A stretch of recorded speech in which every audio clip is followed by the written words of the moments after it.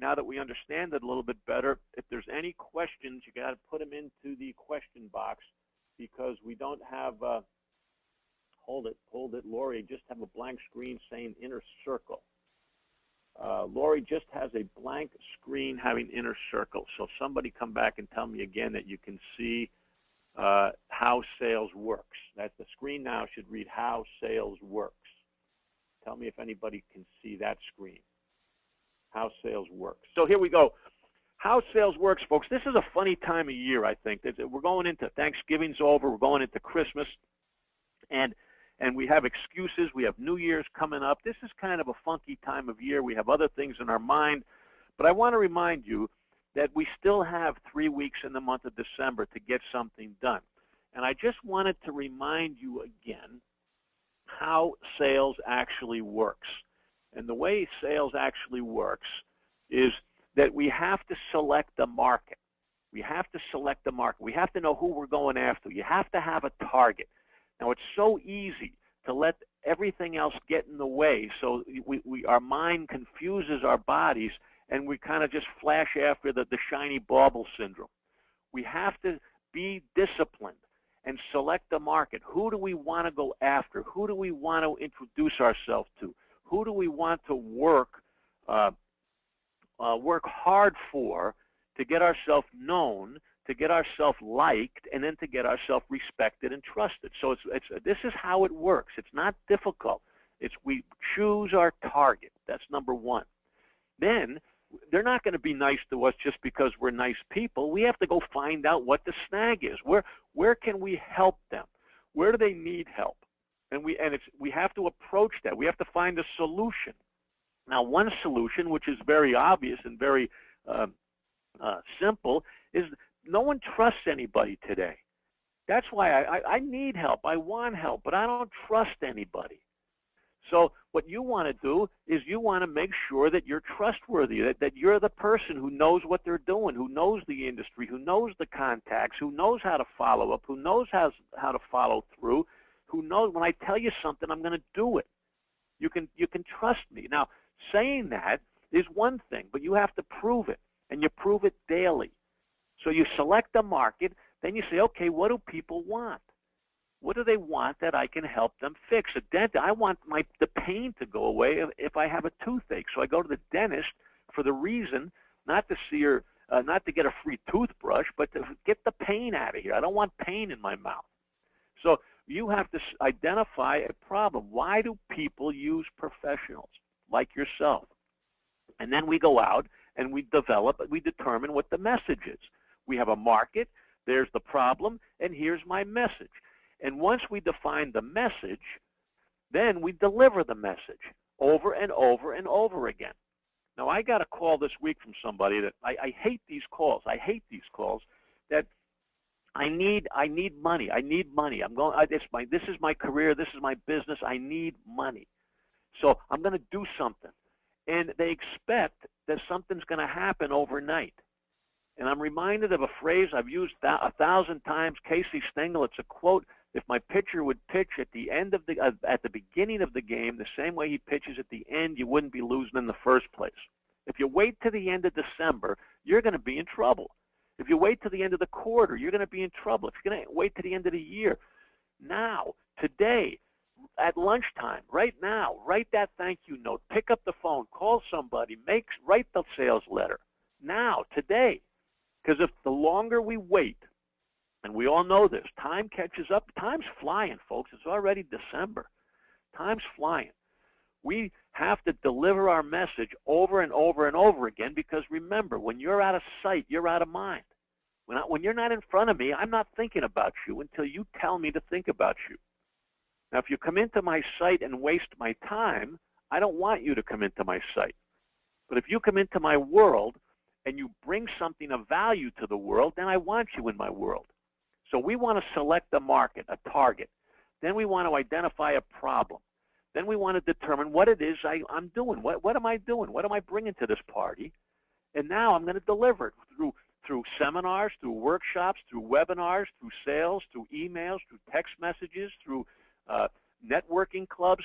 How am I going to deliver the message that I'm the right person for you when you are considering going out of town. And then we want to remain visible because, as I just mentioned, when you're out of sight, you are out of mind. When you're out of sight, you're out of mind. So I want to very quickly, we all know Zig Ziglar. We heard of Zig Ziglar. He was the pots and pans salesman for a 1,000 years. He was the pots and pail salesman association. And what Zig said was that every choice you make has a result, folks. And how true is that? Every choice you make has a result. If you choose to do nothing, there's going to be a problem. If you choose to make a phone call, something's going to happen, or email. And the point is, do something. I don't care what you do. Do something. Something is going to happen. Everything you choose to do has a result. And then Zig says, a lack of direction, not a lack of time, is the problem. See, we all have 24 hours a day.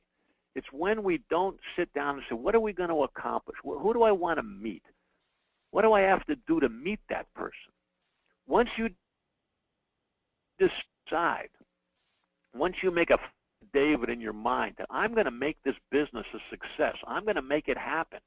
I don't care what gets in my way. I am going to make this travel business work for me. What do I have to do? And once you decide that, I have to go out and meet more people, shake more hands, introduce myself to people with an attitude, with a proper attitude, with an upbeat, enthusiastic personality, because nobody wants to do business with a slug. And that's what I have to do. And people come up and say, Mike, I'm in trouble, man. I need more money by Friday. Well, it's not going to happen like that. You've got to start doing it now for dividends to be paid down the road. And we're going to be making mistakes, and things aren't going to work for us, and that's the sales game. I mean, I can't change that. I wish I could. I wish I could wave a magic wand and say things are going to be better by lunchtime. They're not going to be. But that being said, the best time to start growing our business is right now. And this, I might add, folks, is the perfect time of year because calendars are fictitious. It just goes around and around and around. But we like to look at December as the number 12 because that's the end of a year, whatever a year means. I don't even know what that means. A new year, I don't know what that means, begins in January. But mentally, this is the perfect time for you to make a decision that 2012, let's give it a number, 2012, whatever that means, is over. It's almost over. Not quite, but it's coming to an end. Now, let's make our decision that we're going to make the next year, the 2013 year, the next 12 months, we are going to make that really, really cool. And it's not going to be by staring at your telephone. It's not going to be by going to your mailbox every day and hoping something's in it. It's by you making it happen for you. That's how it's going to work. You are going to make it happen for you.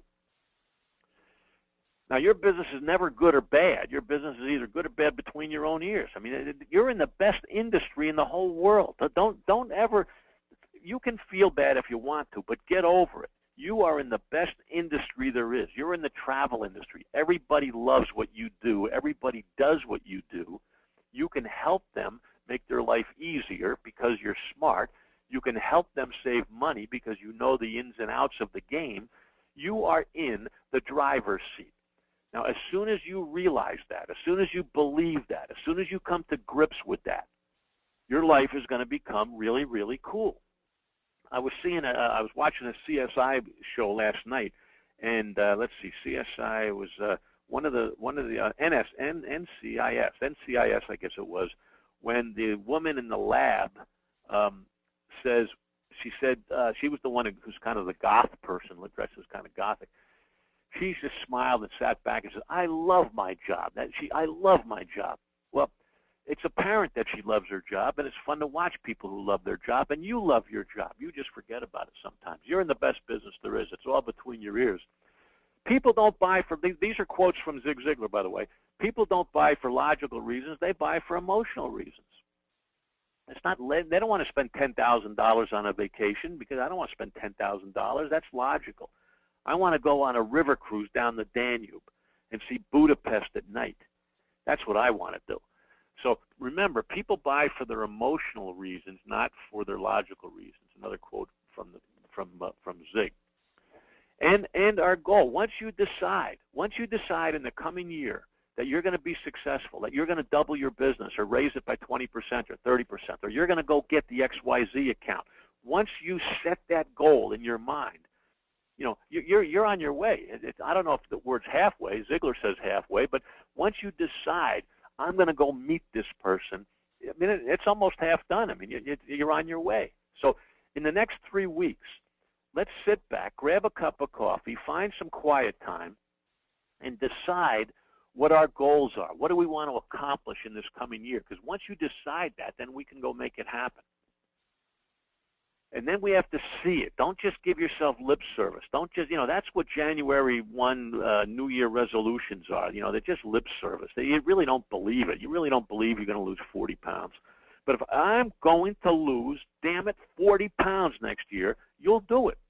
Once you commit to that goal, once you really can, and I can see myself doing it. Once you see it, once you believe it, I mean, there's nothing you can't do. That sounds kind of stupid, but that's true. As long as your goals aren't ridiculous. Failure is part of the game. Remember that. And again, these are 17 quotes from Ziegler. That's what we're going over with right now. Failure is an event. I mean, fail faster. Failure can be fun. I mean, so you fell down. So what? Get up. Do it again. So they hung up on you. Dial again. So you lost an account. Go find another one. I mean, that's, you've got to have that mindset. I mean, I kind of joke about it. I mean, you got to be bulletproof. I mean, if somebody screamed, a friend of mine called me up today. He was kind of upset because a client got upset with him. I said, well, of course you're going to deal with it. You're going to do everything you possibly can, but you're not going to jump off a cliff because somebody's unhappy with you, because somebody dumped you, because somebody won't go to the dance with you. You're not going to kill yourself.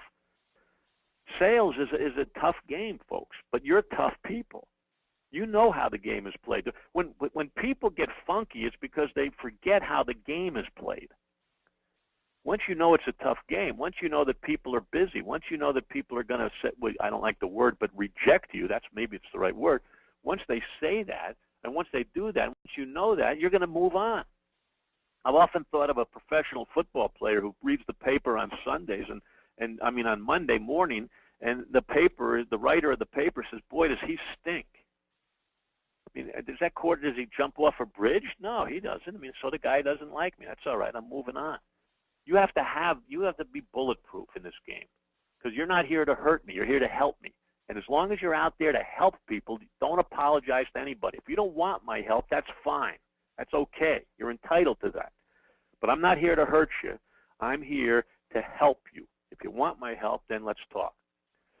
And if you learn from falling down, then that's the best way to do it. I mean, I always said, you know, fastest way to get smart is to fail the test, because now you know what to go study. Before, you didn't know what to study.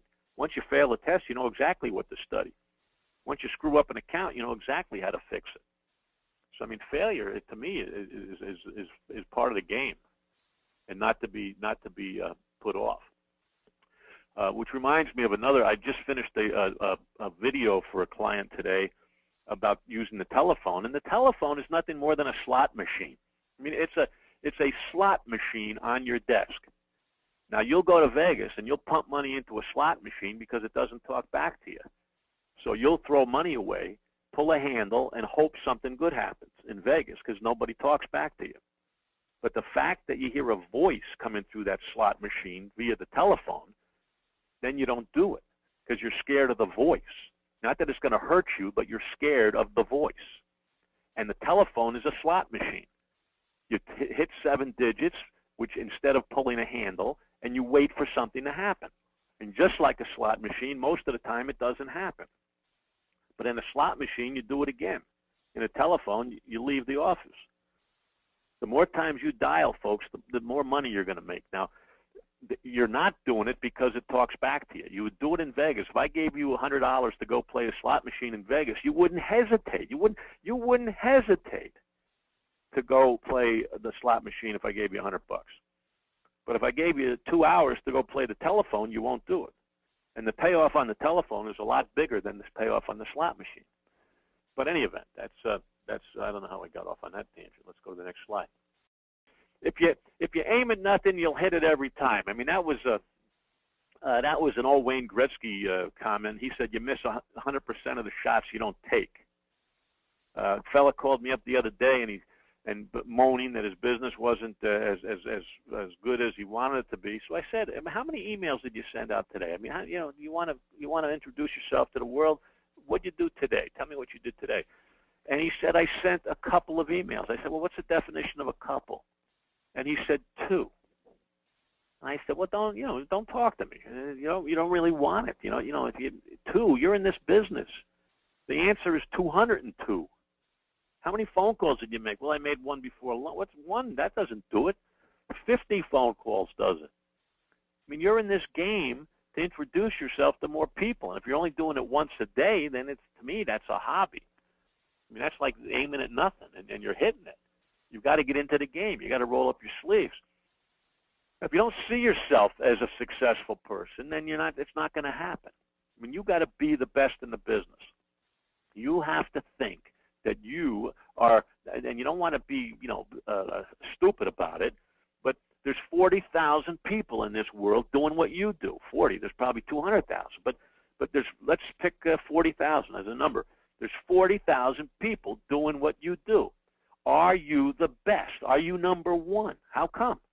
Why not? You've been in the business 5, 10 years, 2 weeks, 3 weeks. I mean, why aren't you have the cruise ships, you have the product, you have the world, you have the help, you have the preferred suppliers, you have everything you need. Why aren't you the best? The number one. And if you're not, you got to still think you are. If you do business with me, you're doing business with the best person in the business. Why? Because I'm going to do what I say I'm going to do. I'm going to follow up. I'm going to make sure that what we agree on actually happens. I'm going to make sure that your money is spent wisely. I'm going to make sure that you feel comfortable leaving home and maximizing your experience. And nobody does it better than me. Now, you don't want to be haughty, but that's your mindset. And the obstacles you face, they're all the same. No need, no money, no hurry, no desire, no trust. And probably the trust is the big one. Now, what you say, you can go all of the seminars and the webinars and read all the books on sales, and you can do this for the next 55 years. But if I'm not ready to take a cruise, you're not going to do anything to make me take a cruise or go on vacation or take my kids to Disneyland. I mean, I have to be ready to do it. I have to be ready. Or else you're a crook, or else you're a shyster. You're talking me into something I don't want to do. But when I'm ready, now you have to be in position, my favorite word, position, to help me make good decisions. That's your job. But when you're going to get the no need, I don't want to go on a vacation. I don't have any money. Is not having money a good reason? I think it is. If I'm not in a hurry to go on a cruise or to take my wife on vacation, if I'm not in a hurry, then, that's okay too. Or if I don't want to, I'd rather stay home. That's okay too. But those are the excuses you're coming across, and they're all valid. They're all valid. When obstacles arise, you don't change. You change your direction to reach your goal. You don't change your decision to get there. If you're going to double your business in 2013 and you hit an obstacle, you don't say, "Well, maybe I'm not going to. Maybe I didn't want to do that." No, you just change your direction. You change your strategy. Rather than direct mail, you might want to go to the seminar approach. And I'll say that again, folks. What better way to deliver your message, to deliver your personality? What better way is there than to stand in front of 30 people for 15 minutes and deliver a worthwhile message? Now, there's no better way to do it. You can direct mail, you can email, you can text, you can do all of that stuff. But there's no better way than to stand up in front of 10, 20, 30, 50, 100, or 1,000 people, say it once, deliver your message 1,000 times, show your personality, show your sense of humor. There's no better way to do it. So maybe 2013, maybe this is the year that you want to start dabbling in offering your presentations to public affairs like Rotary clubs and ladies' auxiliaries and school teachers. I mean, just draft up a letter, draft up an email, and say, "Hey, I'm available to give a 15-minute presentation on the rivers of Europe." Nobody knows the Danube from the Rhone to the Rhine to the Seine. Nobody knows that. So why not go into your schools and teach people which way the Rhone goes? You know, where it starts, how it gets there, how long it is, how it works. I mean, nobody knows there's 12 locks between Prague and Budapest. Nobody knows that. They don't even know what a lock is. I didn't know. Hey, here's one for you. I didn't know the Mississippi River had locks. I didn't know that. So you're kind of a geography teacher if you want it to be. And just get a 15-minute presentation with some slides and go and share what you know. I mean, it's perfect. It's absolutely perfect. And you get 30 at a crack. I love it. I really wish you could do that. And it's fun, too. It's absolutely fun. Ask guys like Bob Schaefer who've done it. I mean, you get in front of people, it's a kick. So Chuck Flagg is a kick. You know that. You'll get all the help you want in life if you help other people get what they want. All right, that's a famous Zig Ziglar quote. I'm just sharing these. There's a couple more from him. I'm just sharing these as we go along. When customers complain, business owners and managers ought to get excited about it. They're talking to you. You can learn from it. And the way you handle a complaint could solidify the relationship for a long time. So don't dodge complaints. Almost solicit complaints. You know, that's what they want to hear that. And you can bond, let the people vent, apologize if necessary, and then say, let's fix this thing. You know, let's fix it, and everybody will become better for it. Timid salesmen have skinny kids. That's interesting. Ask for the business, folks. You don't have it now. You can't possibly lose. Ask to help people. You don't do it enough. I said enough. I couched that. Rather than say you don't do it, because I don't know if you do it. But you don't do it enough. Ask people if you can help them. Ask them, ask them, ask them, ask them, ask them. And all they can say is no. But I absolutely guarantee you this, that if you triple your ask rate, triple it, in the year 2013, you'll double your business. I mean, it's so common sense, because you're not a crook. You're a good person. You're an honest person. You're a solid person, and you're asking to help me. Why would I say no? If I needed help, why would I say no? I wouldn't. Enthusiasm sells. I've always said that. Enthusiasm sells. However, and there's a caveat here that I'm going to throw in. However, enthusiasm can also hurt you if you're overly enthusiastic. There's a line between being enthusiastic in what you do and the belief in what you do. There's a thin line where you can cross it and then become obnoxious. So just, I never added that caveat before, but I want to say it now. Yes, enthusiasm sells, but the fact that I'm enthusiastic about something isn't an ironclad promise that you're going to be, or even that you should be. So you just have to be careful with your enthusiasm. If you don't have it, get it. But that being said, you can overdo it a little bit. That's all. That's all I want to say there.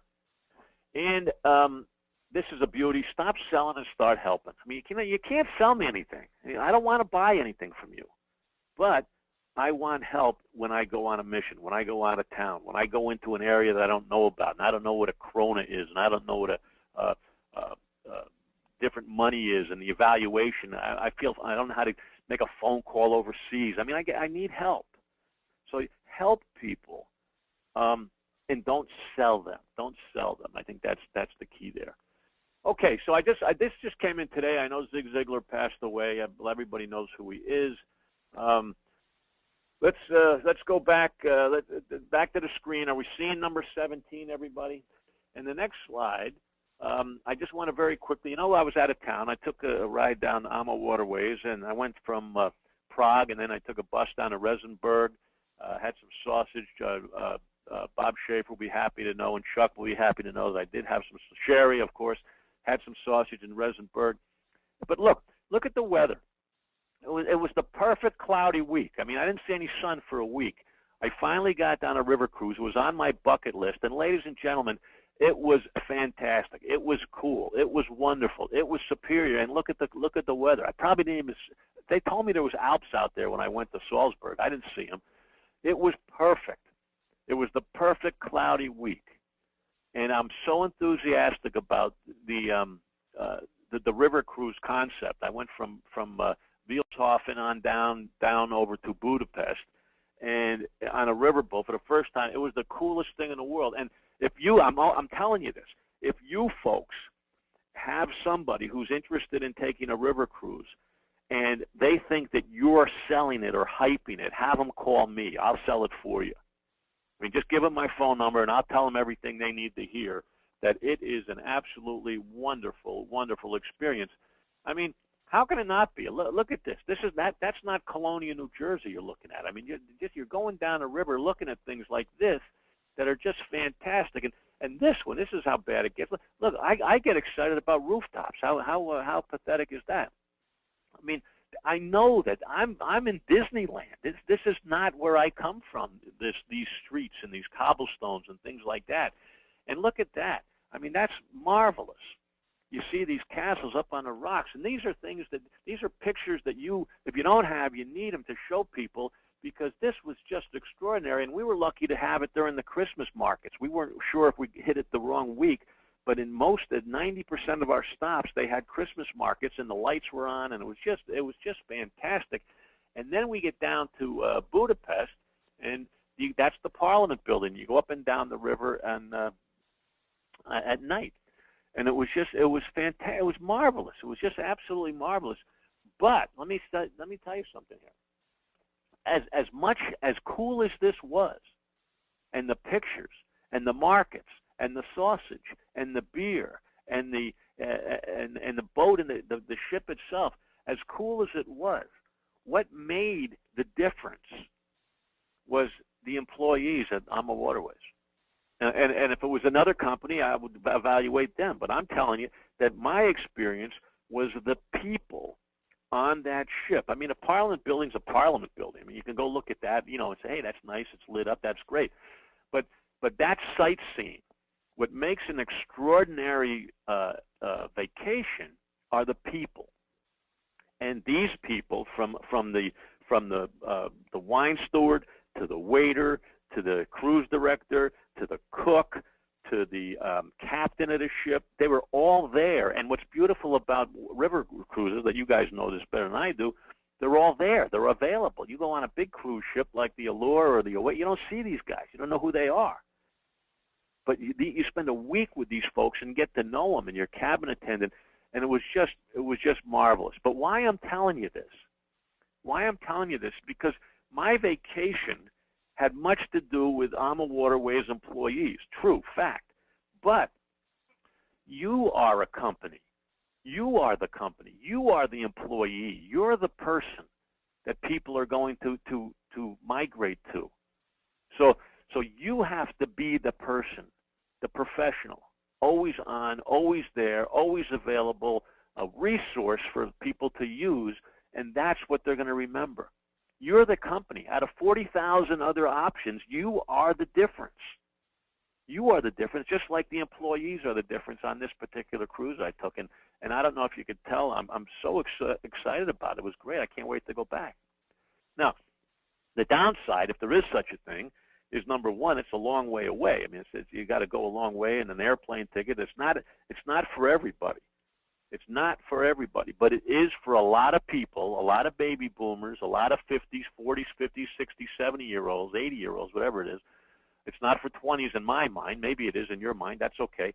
But, I mean, there's a certain niche that people are ready for this. They're ready for it. They're ready to sit down and have a cocktail in a living room and be happy, whereas somebody else has to go, be doing something all the time. So there's a certain niche. But if you find that niche, there's a lot of us out there. And I went with my friends from Scotland, and they all said the same thing. They've been on 5 cruises, and they said, boy, this is it. This is it. So it's a logical next step. And according to the statistics, they're building more ships. I mean, here's one for you. I liked it because it was in November. I had 100 people on my ship, and there was Christmas markets, but I needed gloves, I needed a scarf, I needed a jacket. I mean, it was cold. Well, cold being 40 degrees. You send somebody in the summer, and it's going to be a different experience. Hey, now listen, I don't know how often you're going to our website, but in today's sales meeting, I want to just remind you that if you go to MikeMarshev.com, and that's how you get to the Inner Circle website. And if you go to the Inner Circle and you put your password and username in, you get to the main menu. And the main menu has all of these little pictures on the left-hand side. And one of them, I just looked at today, one of them is a video on enthusiasm. And I'm just leaving that URL up there. It's / the sales professionals alphabet letter E enthusiasm with dashes between the words.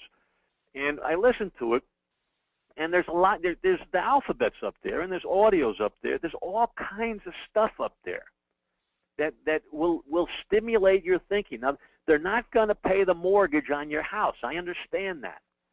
But that's not what they're supposed to do. You take a 3-minute video, and it's going to stimulate your thinking. It's going to remind you of something that you already know. You have a wealth of stimulation and motivation up there on your website. And I'd like to see you get into the habit of going in there for 5 minutes a day and listening to something and learning something. And there's an old saying that a year from now, you are going to be the exact same person you are today, except for 2 things. And that is the people you hang out with and the books you read.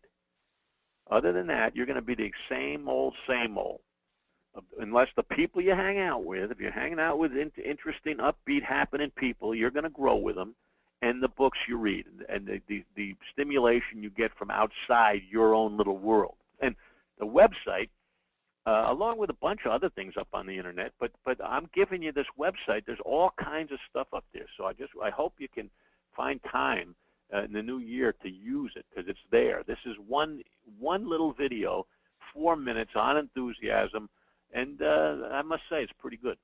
Now, we've had an influx of new folks coming into the Inner Circle as of late, and here's an offer, not an offer, here's an announcement. I don't want to speak down to people. I don't want to speak up to people. I just want to help you guys. I want to help you as best I can. I can't help you better than I can. That's all I can do is help you the best I can. But for the new folks who feel that they could use like a Sales 101 refresher course, or even a new course, if you've never had a sales course, I'm receptive to doing a Sales 101 webinar, which would go right back to absolute scratch floor level, build up from the bottom. If anybody, and I'm talking to basically the newer members now, whoever they are, but if you want to, send me an email, mike@mikemarshev.com, and we'll set up a time where we'll do a webinar.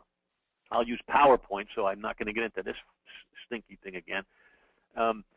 But we'll have a seminar on building a sales platform. So if anybody's interested, there's the offer that I'd be happy, not the word's happy to do it. I'd be happy to schedule a Sales 101 seminar for anybody. It could be anybody. I don't care. The people who've been there a long time too, as a refresher course. But let me know, and we'll make that happen. But send me an email showing me your interest, and we'll do that. So here we go. We're heading towards 2013, and some things. What we don't do enough, folks, is we don't applaud ourselves. We don't do something good and take time to celebrate. And I want you to think back in the year 2012, the last 11 and a half months. And I want you to remember of something you've done good. I want you to applaud yourself. You might even want to reward yourself. You might take yourself out to dinner, go buy yourself a cocktail or something. But think back at all of the good things you've done in the past year. Before just scrambling on to the next year, let's stop and pause and reflect on some of the good you've done, some of the growth that you've achieved, because I know you have. But we don't take time to do that. We don't take time to say, wait a second, I've accomplished a lot in this past year. I forgot how much I accomplished. So pause in the next couple of weeks as we go into the holiday season and be good to yourself. You've done good in a tough economy. So applaud yourself. That's number one. Now, if you're up to your eyeballs in activity and you can't possibly do something else, then let's make some room. And you make room by eliminating something. Rather than keep adding, identify something that either a bad habit or a waste of time or something, but let's name one thing, just one thing, and eliminate it in the coming year. Now, it could be procrastination, it could be dessert, I don't know what it is, but pick something that you're not proud of. I was mentioning it to my brother the other day. Proud is such a powerful word. If you want to make your kids feel good, if you want to move them on to success, don't be solicitous, but if they do something, tell them you're proud of them. I'm really proud of you. That's powerful. So, and pick something that you want to eliminate, number one, but then now pick something you want to add. You want to add something. What can I add to my program? Now, it could be, I'll give you an example, it could be your thank you notes. Maybe you haven't been doing that enough. I want to make sure that in 2013, I'm at least once a week, I'm going to send a handwritten note to somebody who's affected my life positively. So just add one. Eliminate one and add one. And the last point is name one home run target. I mean, pick a client, pick a name, pick an organization. It's a home run. I mean, just as a challenge to yourself. In next year, I want to do business with so-and-so. And it'll be a stretch. It'll be a stretch. For example, here's a stretch for you. I want to beat Brad Pitt's travel agent. Now, that's a stretch, but, I mean, he's got one. Why not you? You're the best in the business. Why isn't it you? I want the president of IBM to book a cruise with me.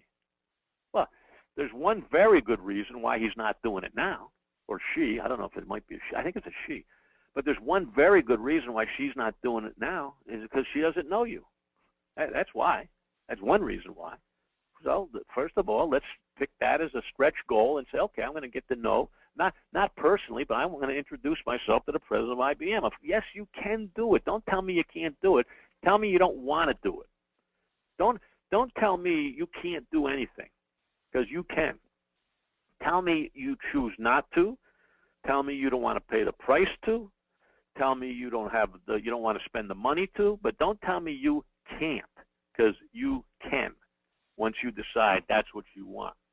Now, I stumbled on this. I'm going to share this next slide. It also has a URL. It has a link. It's not a live link on your set, but this makes sense to me. Watch this. Now, you're going to pick something to do, an accomplishment in 2013. Now, this next device, I think, can help you do it. It's a piece of paper.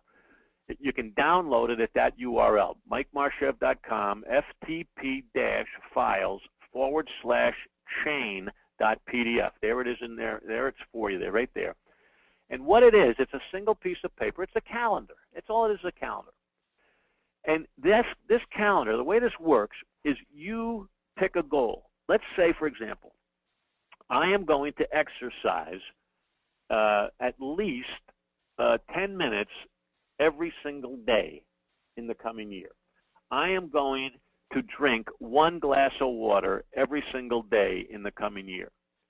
I am going to find one new potential account every single day in the coming year, whatever it is. So each piece of paper has a single goal, single objective, a single task. Let's call it a task. And then you see January up top. When you accomplish that task on January 1st, you put an X in that box. It's almost like an advent calendar. But you put an X, and then on the second day you put it, I'm going to drink a glass of water. Okay, there it is, 1X, 2X, 3X. Well, what's going to happen is you're going to start forming a chain of X's.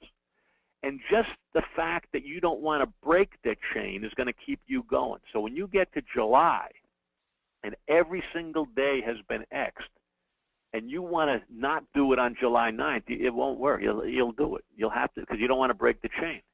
Now, you decide what your task is.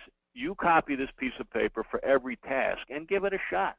And right in the first 2 or 3, there's no commitment. But once you get that chain going, there's going to be a mental commitment for you to get it done. And you decide what task it is. I can't do that. And then you just have, you can have 3 or 4 or 5 of these pieces of paper. I have one down in the basement where I'm going to start exercising regularly. And once you start, January 1, once that first X is in, if that's what you mean, if you're really committed to it, you can do it. You can do it. So I came across this. It made sense to me. I wanted to share it with you. Now, in a similar vein, we have the 52-week sales planner, as you know. And now you have that in your website. And the website, how to get to that 52-week planner as the year's coming. I'm sharing this with you because the new year's coming. It's kind of a reason that we can do this. But there's the URL on your screen. And I'm going to go back and ask Mike, because you're quick on the reply. Mike, can you see the www.marshall.net planner? Can you see that URL on the bottom? You already have it. I sell it for $30 to people who aren't in the club, but you already have it. So go there, and what it is, and you don't need my planner, incidentally. You don't need that that booklet to do this. You just select the marketing tactics that make sense to you. You decide. I don't know what they are. You decide what they are. Emails or sales letters or contacts or webinars or cruise nights, whatever it is. You decide what it is that you want to do for the next 12 months or 6 months, let's say 6 months. And then give that task a value. I don't care what it is, 100 points, 1,000 points, 200,000 points. I mean, it could be, you know, 1 lira versus 10,000 lira. I don't care what it is, but give it a value.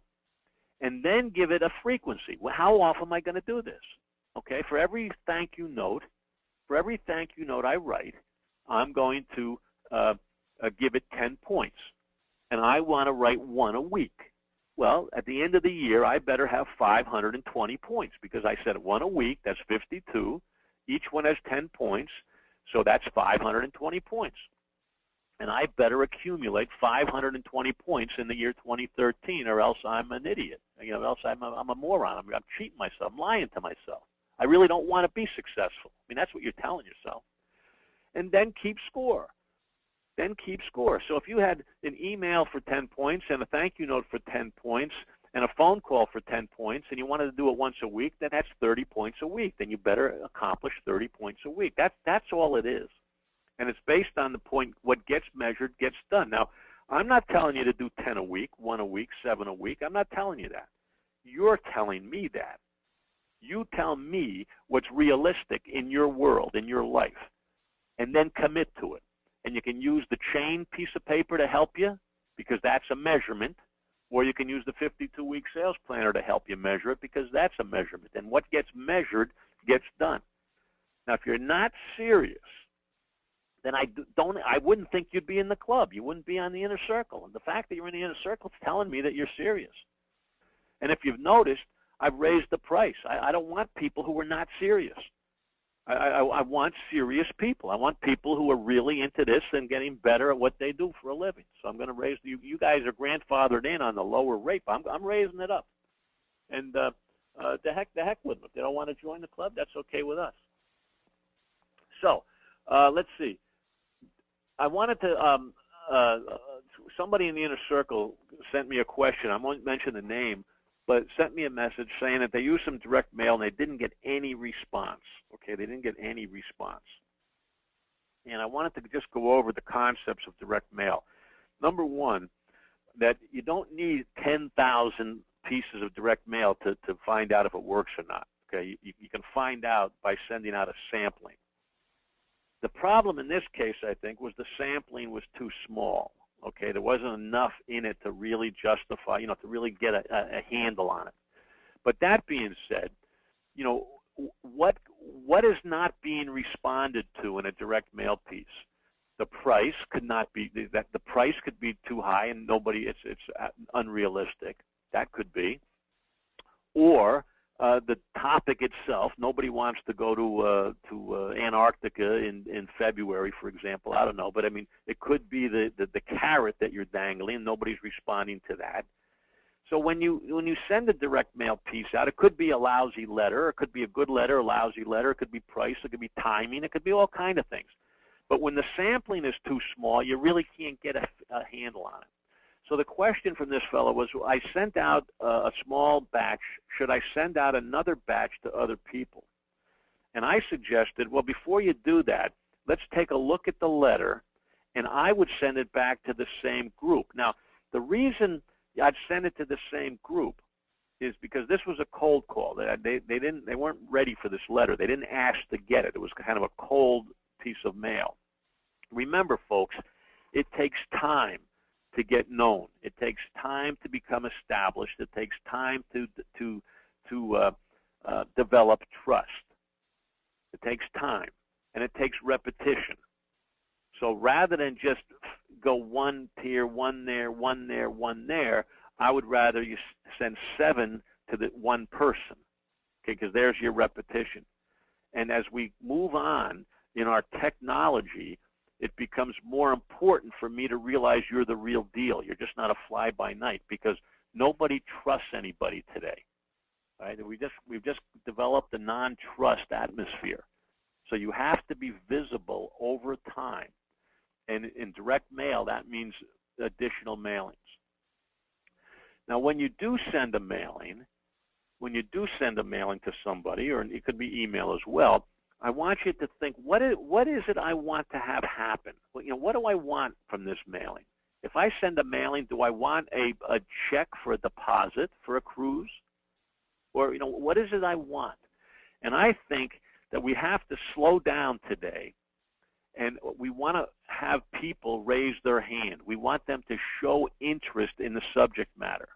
So therefore, there's my two-step approach. If you're interested in an Alaska cruise, send me an email, and now I'll send you additional information, versus running out of the blocks with, hey, I have an offer for you.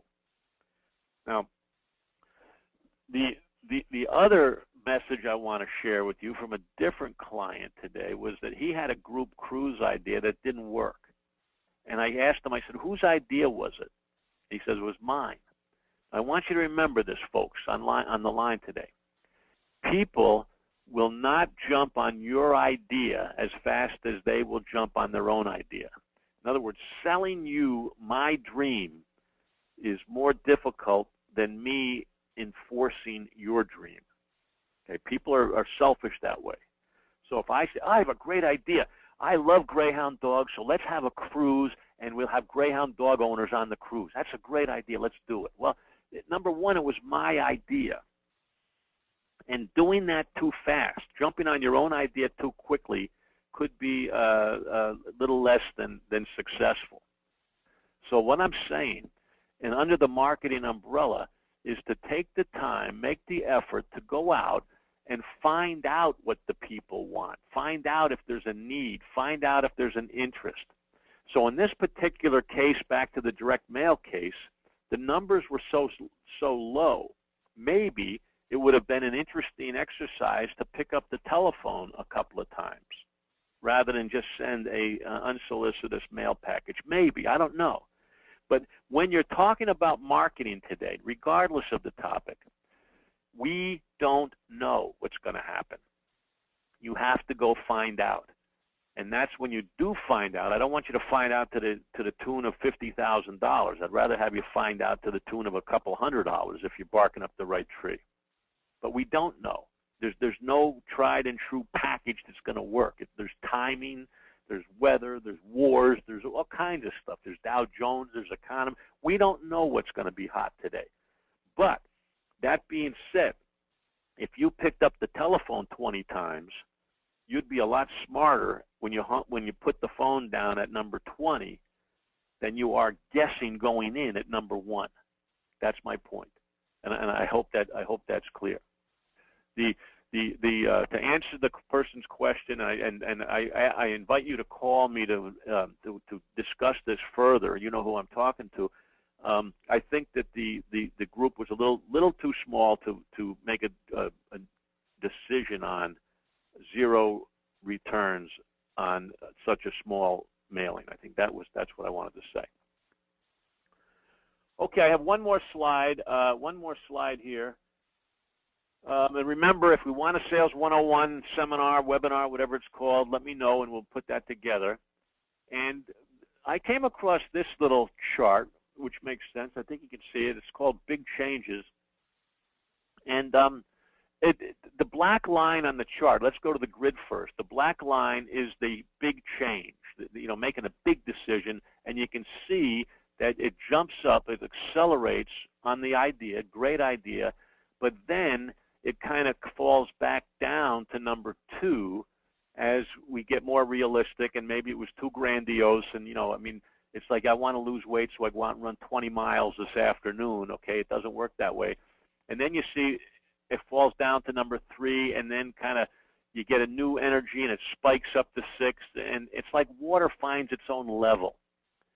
And the approach, the small change approach, the one change a week, one change at a time, the Kaizen approach, just the incremental approach. Let's just ease into this.